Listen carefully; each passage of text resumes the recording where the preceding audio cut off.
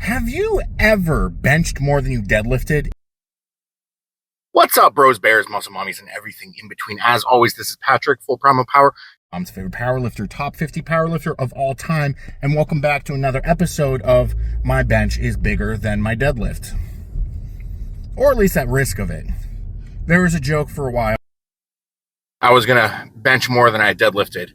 Stuck at a 675 deadlift for 7 years, and my bench was over 600 for a little bit of that. So we've progressed, boys. Oh, sorry if the gee willikers.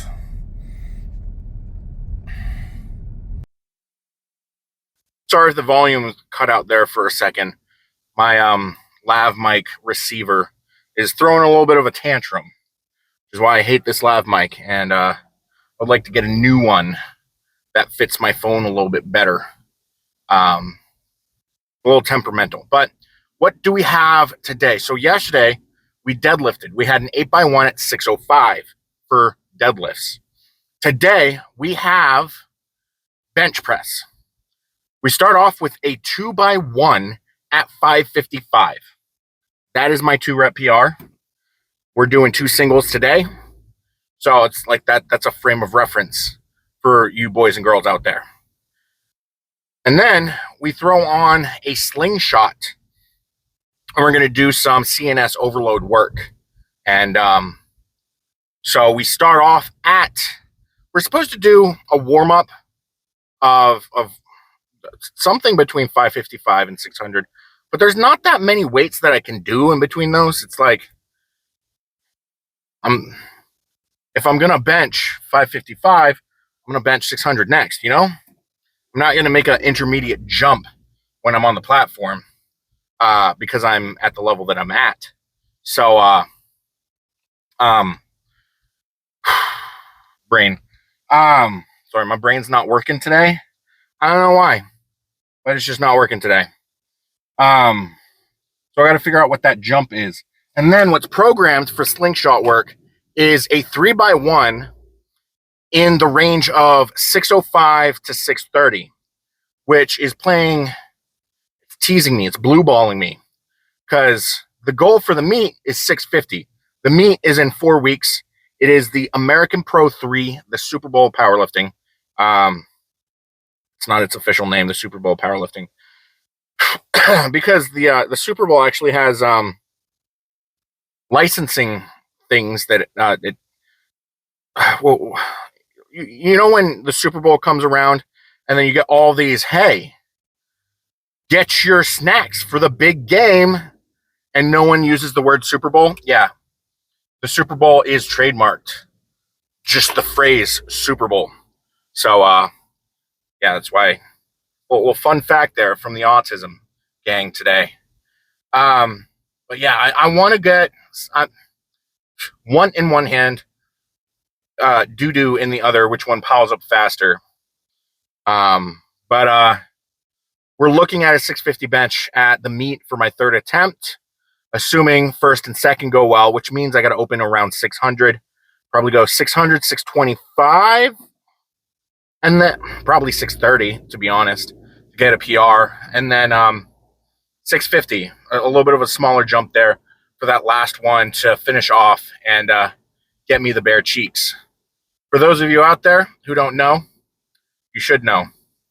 And I'm not going to explain it, because if you don't know, you probably shouldn't know. But, I'm not going to go into details about that. But it'd be cool today if we hit 650, but it's not programmed, so we're not going to. So we get a little bit of blue balls there. And then we got our accessory work. Today is, I believe it's either the day of or day before the Miss Olympia competition. And one of my buddies out in Las Vegas, Nevada, Hunter Henderson, is competing at the Miss Olympia. Her goal was to qualify, and the package she's bringing to the stage is looking pretty sharp. So, I mean, it's her first Miss Olympia. Does anyone ever win their first Olympia? I don't even think Ronnie Coleman did. I mean, Dana Lynn Bailey did, but it was the first Olympia for Miss Olympia. So, I mean, yeah. So it'll be interesting to see how she places and see how she reacts to it and things like that, because she puts in work. She puts in work. Not only did she break the all-time squat world record earlier this year, and then she did a bodybuilding show where she didn't win. I think it was her first pro bodybuilding show. I don't know. And then she competed again and qualified for the Olympia. So the third bodybuilding competition this year, after doing the Ghost Clash earlier this year, crazy to wrap your head around. these girls out there. So if you look at the top female powerlifters in the world, you've got Christy Hawkins, IFBB Pro. You've got Hunter Henderson, IFBB Pro. You look at the deadlift, you've got Brianni Terry, IFBB Pro. So that is some of the data that I looked at when I was devising the idea for my body weight undulation method and protocol. Because the way that bodybuilders go about doing things is they don't get that lean all the time. I don't know if you guys out there know how bodybuilding works. You don't just work to get jacked. You work to get jacked. You also, it's professional dieting. And it's a little crazy because they get to a point where they can barely get out of bed in the morning because they're so nutriently deprived, because they got to get so low in their body fat percentage without losing as much muscle mass as possible. So we've got all these really good female powerlifters out there, some of the greatest of all time, and they're IFBB pros, which means they do cuts to get down to their bodybuilding as low body fat as possible, and then they recomp back up to what their regular walking around weight's going to be and what their comp weight is going to be when they're doing the powerlifting meet. So it's really interesting to wrap your head around and kind of see the like the pattern of what's going on there, because like a lot of male powerlifters, do we really have a lot of male powerlifters who also compete in bodybuilding? I can't think of any off the top of my head. There's Larry Wheels, but he quit powerlifting to do bodybuilding, and he never really went back to powerlifting. He was kind of flip-flopping back and forth between bodybuilding and arm wrestling. So I can't really think of any powerlifters, because there's the old adage, mass moves mass. So I'm not committing to a bodybuilding show. Look at me, I'm 362 pounds right now. And the way that I'm doing my body weight undulation is in 6 month peaks and troughs. So I also pick out a meet every 6 months to do. And every other meet, I switch between doing a meet in wraps and a meet in sleeves. So we're coming up on my heavy meet, which I'm doing in wraps. And then I've got to find a meet in the fall in about 6 months where I'll be in sleeves. And I'll be at my low body weight, which will be in the 320. So I've got a 40-pound body weight undulation with that recomp in mind. And hopefully I get similar results that these female powerlifters are doing. Because right now, if you kind of think about it, the female powerlifters versus the male powerlifters is almost unmatched. Male powerlifting is weird. Like, it's actually kind of boring right now because it's almost entirely based on genetics, which is not something cool to think about. It's nothing you can change. There's nothing more that you can do. And there's not really jockeying for positions. But like female powerlifting, it's like, you're like, oh, Denise Herber, you've got Christy Hawkins, you've got Amber Alice, you got Brianni Terry, Hunter Henderson, and they're all like you go into a meet and you're like, oh, and Quads Like Mom, what's her name? Her Instagram, Quads Like Mom. Samantha Rice. Like, we've got all these like really good female powerlifters out here. Powerlifting, it's gonna be John Hack. If John Hack is there, it's John Hack. Otherwise, it's yeah. The super heavies don't stand a chance at winning, quote unquote winning, even though they're gonna have the biggest total. any of the powerlifting meets because it's all based on coefficient. Peak male performance is up for debate because there's bell curves for everything. There's bell curves for height, body weight, composition, things like that. Females, they're all the bell curve is tighter when it comes to height.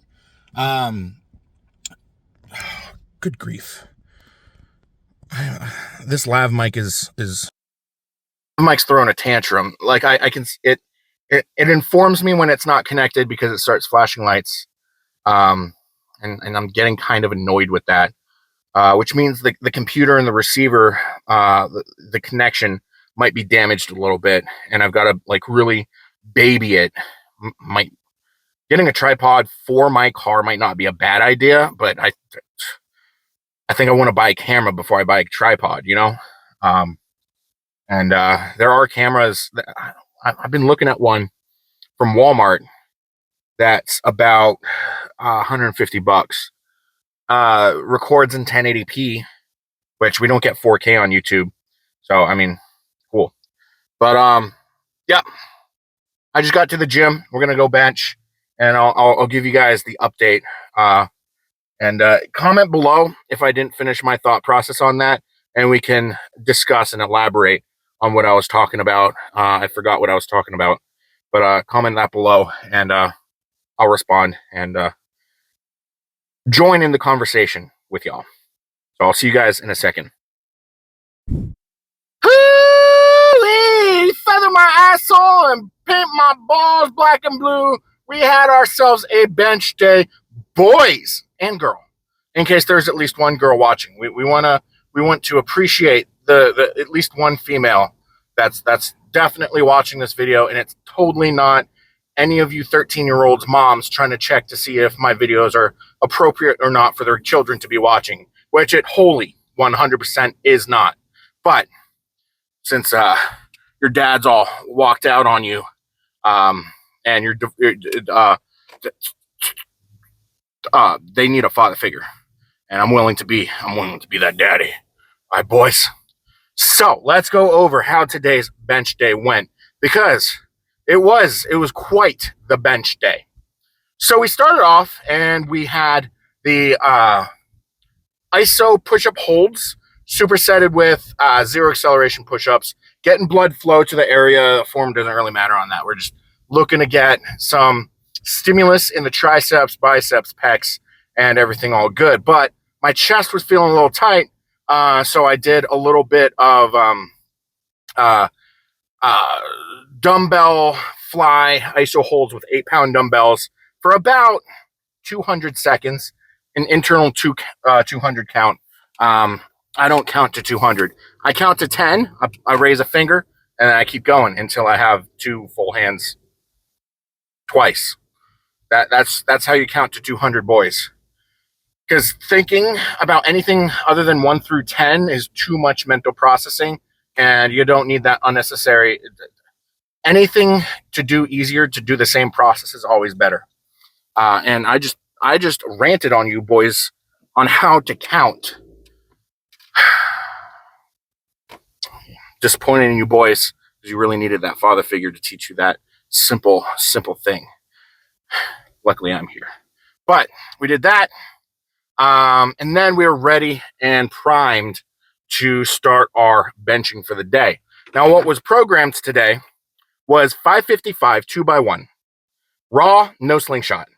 And then we throw the slingshot on and do some overload work. Overload work is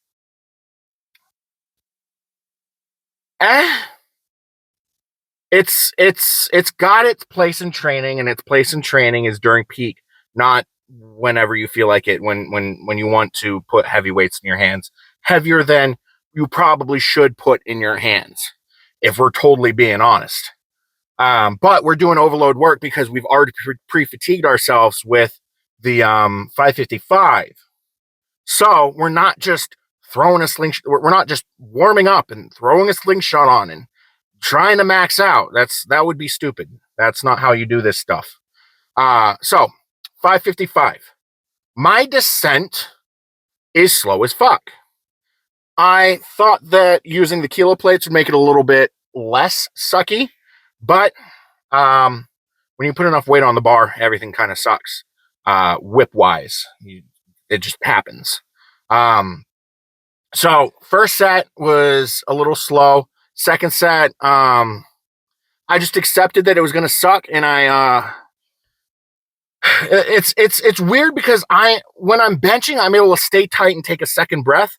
Because I don't release the breath, I'm able to take in more breath, and I'm able to auto regulate the pressure in my face with my breaths and not the tightness, but how things are responding to the weight coming down towards my chest. So the first two both of the sets of 555 were pretty good, and the actual press part was stupid easy. I mean, it's just 555. It's just I don't like how slow it's coming down. But on meet day, we'll have access to an anti-inflammatory called Toradol, which will do wonders and make it so that the inflammation that's causing all of this issues, because it's due to pain, and you don't want to rush pain, and so my body naturally doesn't rush it. I've been trying for my entire lifting career to get rid of the slowness of my bench descent, and it just hasn't happened. And I'm at a loss as to what to do about it, because I've tried mentally training, I've tried new cues and everything, which is probably why my bench is so stable. It's weird like that, but yeah, that was good. Then I don't want to say this is where the fun begins, but let's be honest, 555 is pretty fun to bench, especially when you can do it under your own power. We threw on what I am tentatively considering to be my opener on bench, which is going to be 606. We threw on the Slingshot. I didn't do a warm-up set with the Slingshot because, I mean, 555 to 600 isn't that big of a jump, especially when you're throwing on more support. It's almost like going back to 500. So we did that, and the descent was still pretty slow, but the length of time, like I watch my videos and I look at the timestamps of everything, and setting up benching took 20 seconds. So that was a pretty fast one. I sent that to my coach and he was like, damn. And what was it? When I sent him the video of me benching 606, because it was pretty fast. It felt good. It felt, honestly, it felt like 135. And since it's not on the platform, it is 135. I sent him a string of emojis. The string of emojis I sent him was a feather, a peach, and then 2 blue balls. And then in parentheses, I said, "This is a visual representation of you blue balling me for not putting 650 on this week's training program." And he was like, "Damn, that was a fast 606. That was stupid. Send me your benches live, and I might give you permission to go up." So I'm so excited. I'm like, hell yeah. I already planned on going up to 630. Kilo plates brought it to 633 because it was either 628 or 633. So we went, I mean, daddy didn't raise no bitch. So we went 633. That was good. It felt, honestly, probably closer to 500. The lockouts are the difficult part. Like, getting it down is usually the hard part when doing it raw, but locking it out with the Slingshot, because it takes so much of the tension, and it gives support to the parts of my body that are super inflamed. It takes away a lot of the pain and the hesitancy. It makes the descent a little bit easier. So we have 633 on the bar. Descent's pretty good.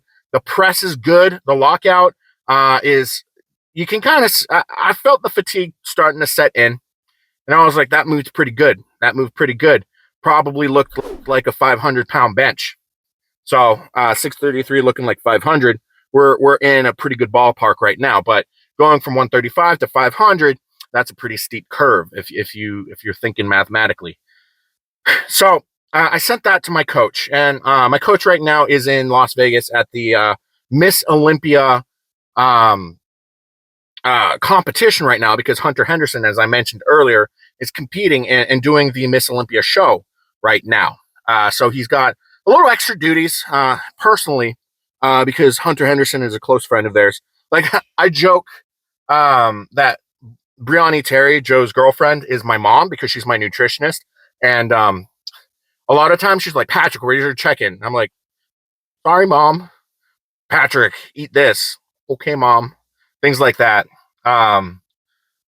So when I started off with Joe, it was only natural to call him Papa. So I got Mom and Pop, and Hunter is basically my aunt because that's how close those three are. And she's competing right now, so like understandably, Joe is a little distracted. Like if you have a coach online, don't expect them to immediately respond. I'm flabbergasted that Joe's even able to consider responding live and have videos sent to him live for him to be like, all right, let's adjust the program live and let's do this, because that's being able to know where your athlete is and being able to, I mean, you can really only do it if you're a full-time coach, which, I mean, he is. I don't know how many clients he has, but I stayed with them when I was interviewing for jobs in Las Vegas last year before the Ghost Clash. I didn't get any of them, but it was kind of wild to see like how he worked, because he wakes up, he's already responding, looking at videos of clients and stuff like that, and all the way up until dinner, through dinner, and then going to bed. And I was like, damn. So I hid in the corner and I was trying to be as unintrusive as possible. So it's kind of cool to see that. So I sent him the 633, and I started to get impatient. So like I did, you know, when you were a teenager and you texted a girl and then she would take a little too long to respond. And so like I sent him the video, and the video said 633 pounds. And then about 5 minutes later, I said, it felt good. And then like 5 minutes later, I start to respond to something else that he sent. And then I saw that he started typing, and I was like, delete, delete, delete, delete. What is it? What is it? What is it? What is it? What is it? He says, all right, go 650 to 655. And I go, yes. But the negative thing that was going on there, the slingshot on my arms was cutting off blood flow to my forearm, especially in my right arm, not my left arm. I wonder why that is. Because I was a teenager at one point. That's why. My dominant arm. Ugh. So I slipped the slingshot off of the right arm. I load up 655, 297.5 kilograms. I didn't know it was that until after I didn't know it was that kilo number, because if you're gonna do 297.5, fucking do 300. So I blue balled myself by asking coach not to blue ball me. This is why powerlifters are basically Icarus, because we always want to go more and more, and we're not always able to go more and more. We're gonna melt in the sun. But how did that one go? That one, descent was good. I mean, the slingshot helps with the descent, especially at that bottom part. And then I press it, and you get to a point when you're benching in a slingshot where there's about like the top, probably third, maybe somewhere between the top half and top third, where the slingshot is no longer helping. It's like when it's no longer folded onto your chest, and it starts to slow down a little bit, and I grind a little bit out. So I grinded out the lockout for a 655-pound bench press. After doing 555 2x1, after doing 600 1x1, after doing 633 1x1, and also standing there the whole time, your triceps are pretty much activated because you're like wrestling with the slingshot and like trying to figure out ways to sit or stand or lean on things so that like you're not tiring out your triceps. They still get tired. So with that amount of fatigue and that amount of everything going on, where I'm at, I don't even have my rocket boosters downloaded yet, and pretty much, and my resting heart rate is still coming down from being sick earlier this week, with the children having deadlifted yesterday and having squatted the day before, finishing out this week with a training total of 2120 with the slingshot, 2020 without the slingshot. I'm feeling pretty good. This is a pretty good spot to be in. Like, once we add the rocket boosters, I'm not going to need the slingshot in order to do that. And the rocket boosters is just like the Toradol and stuff, where we're going to get rid of the inflammation. We're going to have more aggressive food consumption, and it's going to, like, the meat prep stuff is going to kick in, and we're basically just starting to peak my CNS right now. So we'll also have the super compensation effect going into the meat, and it's like we're looking really, really good, in a really good position to be benching 650 on the platform. And like, I feel kind of gay using a slingshot. The entire time I was like, man, I feel like, anyone want a pina colada? I was like, damn, who wants to put something in my ass right now? Like shit like that, because slingshots are gay. They are. If like, but they have their use. Like, let's get political for a second.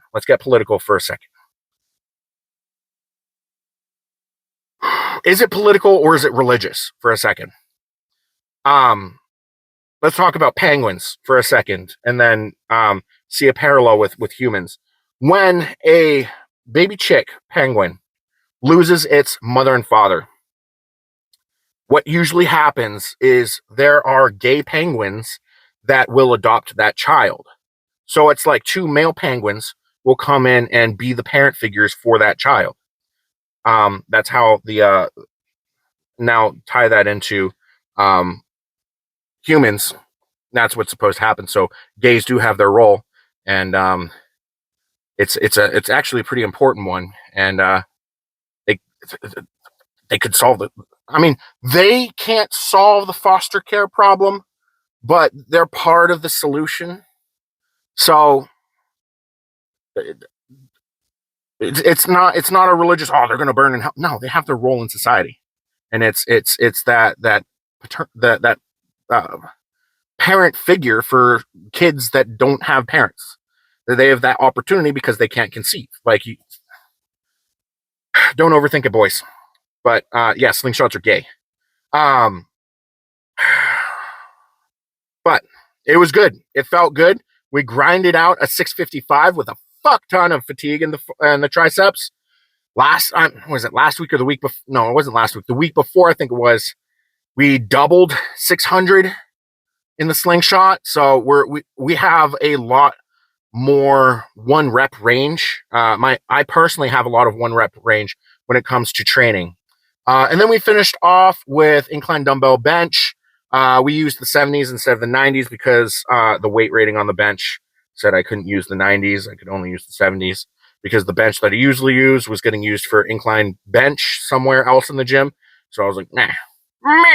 And then we did dumbbell flies, and I was feeling lazy, so instead of getting on the floor to do the push-ups, I did it on the bench because I didn't feel like rolling around on the floor to try and stand up and get up and down, because I don't like doing that.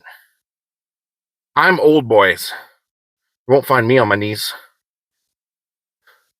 And then we finished off with some biceps, and I started to see a pretty good bicep vein in my left bicep.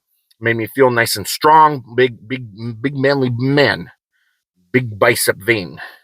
So when the cuts come after this meet, we're gonna have some nice sexy bicep veins, and we're yeah, because I only just got my bicep vein about a year ago, and that was when I cut down to, no, it was like 6 months, 8 months ago probably, when I started seeing it, and I was like, damn. And then Brianni, I would send a picture of it to the I guess I could call it a family group chat, where it's my Brianni and Joe group chat, where they make sure I'm nutritionally sound, and where we line up my nutrition with my training, which is something that a lot of people don't have access to, and it's super cool that I'm able to do that. Making sure that both my coach and nutritionist are on the same page, making sure I'm on the same page with them, because communication is important if you want to have a long-standing relationship with the professionals in your life. It's important. I mean, if with your life partner too. I mean, that's secrets, whatever. But yeah. Back when I was cutting, I found my first bicep vein. I sent it, and the entire time that I was small, Brianni was like, "Don't you like seeing your bicep veins? Don't you like seeing your quad veins?" And then I was like, "We book now." And the plan that we came up with together has me bulking, and the bicep vein didn't go away. So I'm kind of excited. I even have you probably saw the forearm veins in the slingshot bench videos. I also have like a delt tricep vein on my right arm, and it's like a little spidery too. So it's like a conjunction. I'm excited to see how that grows and see all the all that. I also want to see my resting heart rate back down below 60 because that's cool and you feel really good. Flex on. The average American resting heart rate is 60 to 100. Concerning. Um, but if we can get my PR low for resting heart rate is 40 or not 40, 57. So the goal probably should be um it's probably gonna get down to 55, but if we can get it to 50, that'd be super cool because peak athletes are in the 40s. I am over 300 pounds. Over the 40s would be super nice, but being as large as I am, mid 50s would probably be more realistic. I want in the low 50s would be ideal. That would be super cool. Anyways, last training day of the week, which means I get a cheat meal. I'm in the parking lot of Domino's because I got myself a chicken Alfredo in a bread bowl and some breadsticks. So I'm going to peace out, Girl Scouts, and I will see you guys in the next one. Patty out.